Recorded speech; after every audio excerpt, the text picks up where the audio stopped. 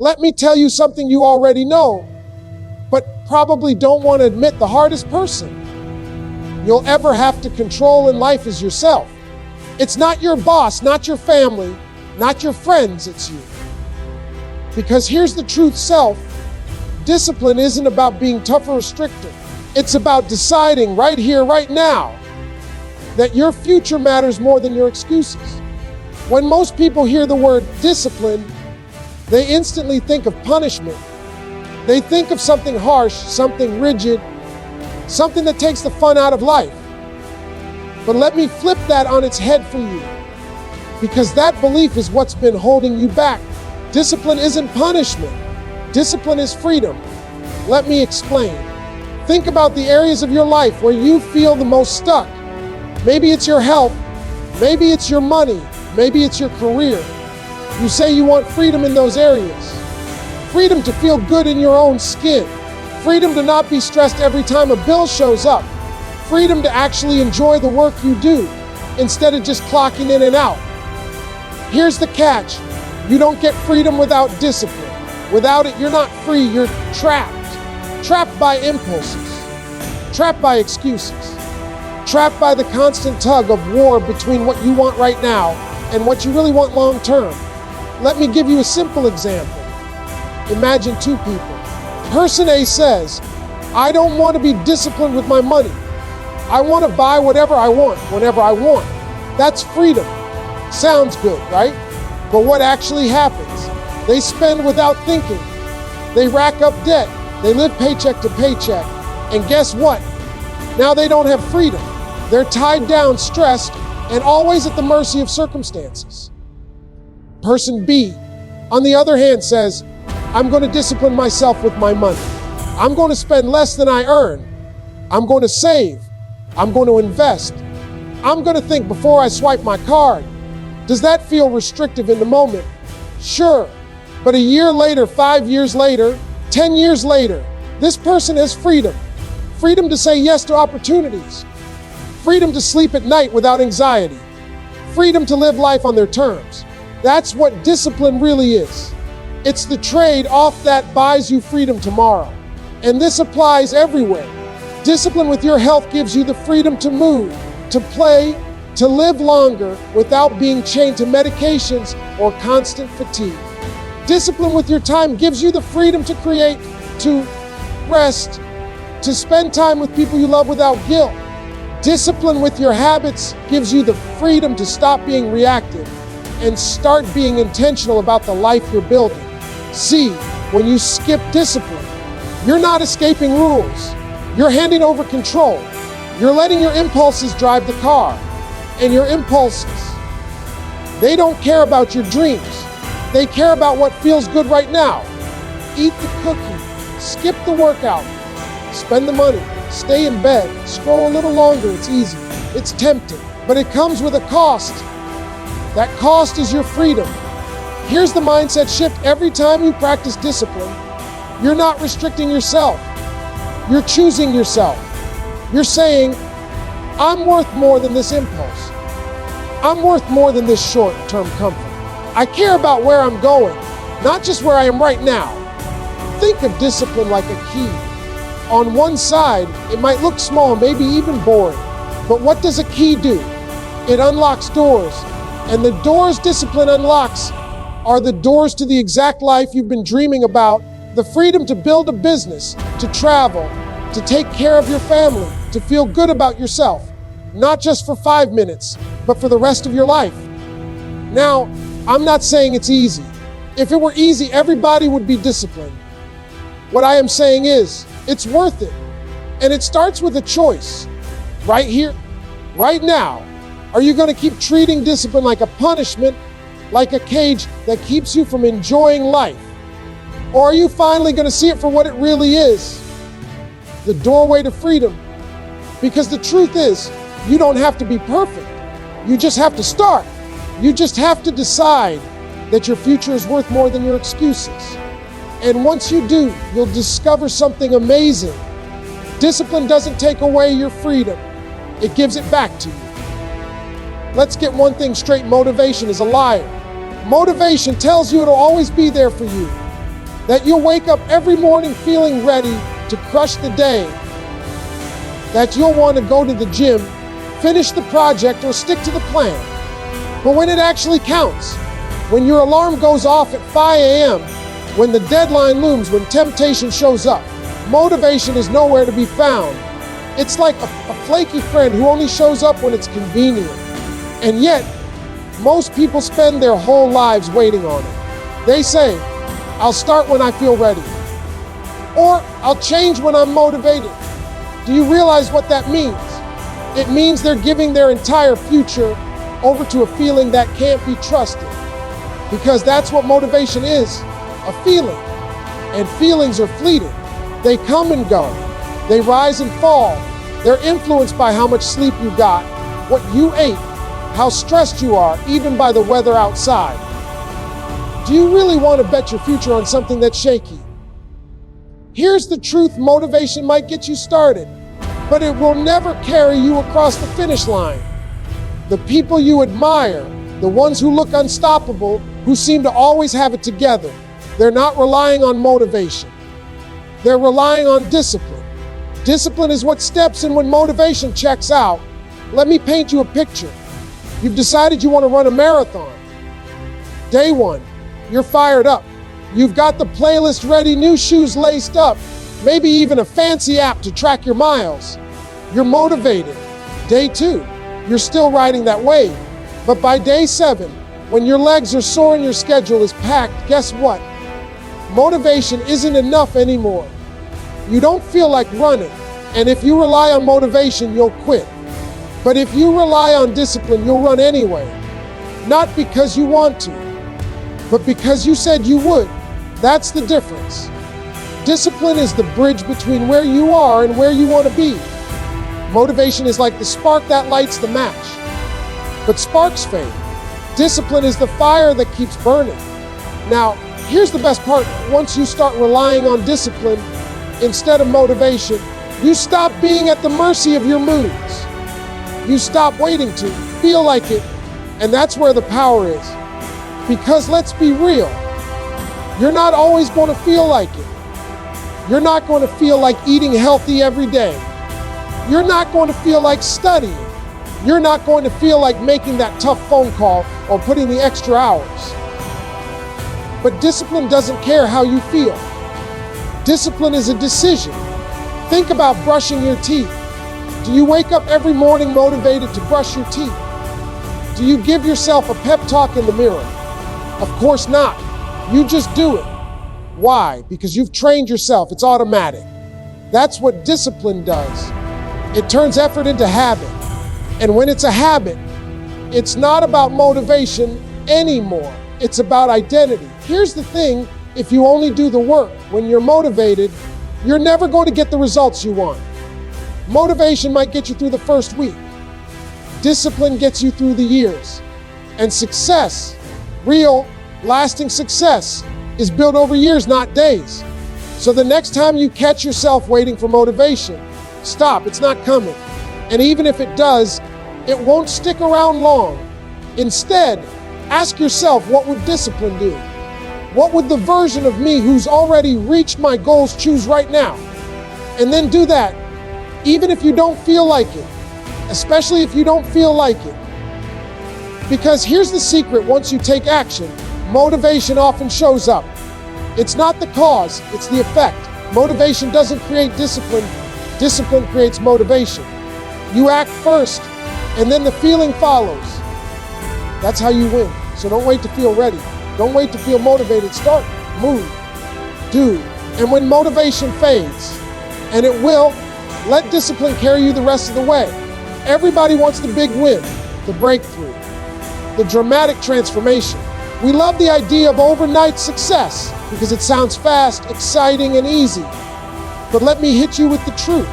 Success isn't built in leaps, it's built in steps. Small, boring, ordinary steps that you take every single day. See, most people underestimate the power of small actions. They think if they can't change everything at once, then why bother? If I can't lose 20 pounds in a month, then what's the point of eating one healthy meal? If I can't pay off all my debt right now, What's the point of saving 10 bucks? That kind of thinking keeps people stuck, because what they don't realize is that small actions compound, they build, and over time, those tiny steps create massive results. Think about it like this: one drop of water doesn't look like much, but keep dripping water on a rock long enough, and it carves a hole straight through it. That's what your daily actions do. They carve the shape of your life, little by little, choice by choice. Let me give you an example. Imagine two people who both want to get healthier. Person says, I'm going all in. They buy supplements, they sign up for an expensive gym. They swear off carbs forever. For a week, they're fired up. Then life happens. They get busy, they miss a workout, they cave and eat pizza. And boom, they quit. Because it was too much, too fast. Person B, on the other hand, says, I'm gonna start small. I'll drink one more glass of water each day. I'll take a 15-minute walk after dinner. I'll swap one sugary snack for fruit. Doesn't sound dramatic, does it? But here's the kicker: person B sticks with it. A week later, they're still doing it. A month later, it's a habit. 6 months later, they've dropped weight. They've got more energy, they're confident. And it all started with a tiny, almost invisible change. That's how compounding works. The same way money compounds with interest, your actions compound with time. You don't notice it right away, but it builds. And suddenly, what felt like nothing becomes everything. Here's the part nobody tells you: the small stuff matters more than the big stuff. You think it's the giant leaps that change your life. It's not. It's the little choices you make when nobody's watching. Do you hit snooze, or do you get up? Do you scroll for an hour, or do you read 10 pages of a book? Do you spend the extra money, or do you save it? None of those choices feels life changing in the moment. But string them together day after day, and you've just built the foundation of your future. This is why self-discipline is so powerful. It's not about doing something huge once. It's about doing something small consistently. Consistency beats intensity every single time. Think about it. Brushing your teeth once for an hour doesn't give you healthy teeth. Brushing for 2 minutes twice a day, every day does. Here's what I want you to get. Stop underestimating the small actions. Stop telling yourself they don't matter. They matter more than anything. Your life is not built in the big moments. It's built in the small ones, repeated 1,000 times. So if you feel overwhelmed by where you are, if the mountain looks too high, here's your move: stop looking at the peak. Look at the step in front of you. Take it, then take the next one, and the next one. Because when you focus on small, consistent actions, the big results take care of themselves. Remember this: little hinges swing big doors. The way you do the small things becomes the way you do everything. And if you can win the small battles, drinking the water, making the call, saving the dollar, saying no to the distraction, you will win the big war. Small actions, daily discipline. That's how you change your life. Most people think discipline is something you're either born with or you're not. They look at successful people and say, well, of course they can do it. They're just more disciplined than me. That's a lie. Nobody is born disciplined. Nobody comes out of the womb craving green smoothies and 5 a.m. workouts. Discipline isn't a personality trait, it's a muscle. And just like any other muscle, you build it by using it. Here's the mistake people make. They think discipline has to be perfect, that if they slip up once, they fail. But that's not how muscles work, is it? If you skip one workout, your biceps don't just disappear. If you have one off day, it doesn't erase all your progress. Muscles grow with repetition, with consistency, with effort over time. Discipline works the exact same way. Think about the first time you go to the gym after a long break. It's brutal. You feel weak. You're sore the next day, and everything in you wants to quit. But if you keep showing up, even for short sessions, you get stronger. Slowly, the weights feel lighter. Your body adapts. And one day, you realize that what used to feel impossible is now easy. That's exactly how discipline works. The first time you say no to the cookie, The first time you close the Netflix tab and open your laptop to work, the first time you get up with alarm instead of hitting snooze, it feels uncomfortable, hard, unnatural. But every time you repeat it, you're strengthening your discipline muscle. And over time, it becomes who you are. The key isn't perfection, it's practice. You don't have to do it perfectly. You just have to keep doing it. Consistency beats perfection, always. Let me give you an example. Imagine two people learning guitar. Person A says, I'll only practice when I can do a full hour perfectly. So they practice once a week, maybe when the stars align. Person B says, I'll practice 10 minutes a day, even if I mess up. Who do you think improves faster? Person B, because small, consistent practice strengthens the skill. Discipline works the same way. And here's the secret, when you build discipline like a muscle, it doesn't just stay in one area. It spreads. If you train yourself to stay consistent with your workouts, you'll notice it gets easier to be disciplined with your diet. If you train yourself to stick with your budget, it gets easier to be disciplined with your time. Discipline compounds across your life. Now, let me talk about failure, because this is where most people quit. They think if they slip, they're back to zero. Wrong. Failure isn't the opposite of discipline. It's part of building it. Every missed rep in the gym teaches your muscles how to adapt. Every slip up with discipline is an opportunity to learn and come back stronger. What kills people isn't the slip, it's the story they tell themselves afterward. I blew it. I'm just not disciplined. I'll never get it right. That's not true. You didn't blow it, you're building it. Here's what matters. Get back up. Try again. Keep practicing. Because every time you choose to practice discipline, even in the smallest way, you're adding one more rep to that muscle. And just like in the gym, those reps add up. So stop aiming for perfect. Perfect is paralyzing. Aim for consistent. Aim for better. Aim for showing up. If you do that, you will grow stronger, more resilient, and more disciplined than you ever thought possible. Remember this, discipline is not something you have or don't have. It's something you build. It's a muscle. And the more you train it, the more it trains you. So the question is, are you willing to put in the reps? If you want to know who you'll be 5 years from now, don't look at your dreams. Don't look at your vision board. Don't even look at your goals. Look at your decisions. Specifically, the ones you make in moments of resistance, because it's in those split second choices that your future self is being built. Think about it. Resistance shows up every single day. It's that voice in your head that says, stay in bed, skip the workout, put it off until tomorrow, take the easy way. We all hear it. The difference between people who change their lives and people who stay stuck is simple: how they respond to resistance. Every time resistance shows up, you've got two choices. Choice one, you give in. You hit snooze. You skip the call. You procrastinate. In the moment, it feels good, safe, comfortable, easy. But here's the problem: your future self pays the price. A year from now, 5 years from now, 10 years from now, you're living in the consequences of those tiny decisions. Choice two, you push through. You say, nope, not today. You do the thing you don't feel like doing. You make the call, you open the book, you save the money, you take the step forward. In the moment, it feels uncomfortable, but your future self, they reap the reward. Let me break it down. Imagine two students preparing for an exam. Both feel resistance at 9 p.m.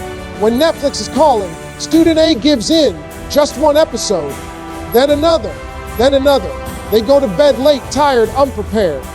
Student B feels the same pull but makes a different decision. They study for 30 minutes before bed. One night of studying doesn't seem like much, but over a semester, student B compounds dozens of those small wins. They walk into the exam confident, while student A regrets every moment they gave in. Same resistance, different decision, completely different future. This isn't about school. This is about everything. The body you want, the business you want, the relationships you want. All of it is shaped in these micro moments of resistance. You don't need to make 1,000 great choices at once. You just need to win the one right in front of you. And here's the powerful part. Every time you win against resistance, you cast a vote for your future self. You're literally training your brain to choose the version of you who's stronger, healthier, wealthier, more confident. You're building an identity brick by brick. That's how transformation happens. Not overnight, but choice by choice. Now, I know what you're thinking, but what if I mess up? What if I give in sometimes? Let me be real with you. You will. Everyone does. Nobody wins against resistance 100% of the time. That's not the point. The point is to win more often than you lose, to build momentum, to tip the scale in your favor. Here's a trick when you feel resistance. Don't wait, don't debate, don't negotiate with yourself, act. Move, start. Resistance hates speed. The longer you think about it, the stronger it gets. But if you take action right away, send the email, put on the shoes, pick up the phone, you beat it before it beats you. Because the truth is, resistance never really goes away. It's always going to be there. The question is, who do you want to become in the face of it? The person who backs down or the person who breaks through? So the next time resistance shows up, and it will, remember this, your future self is watching. They're counting on you. Every choice you make in those tiny, uncomfortable moments is shaping who you'll be. Don't build a future filled with regret. Build one filled with pride. Because when you look back 5 years from now, you won't remember the nights you gave into comfort. You'll remember the nights you chose courage. And those choices, the ones you make in the moments of resistance, will define everything.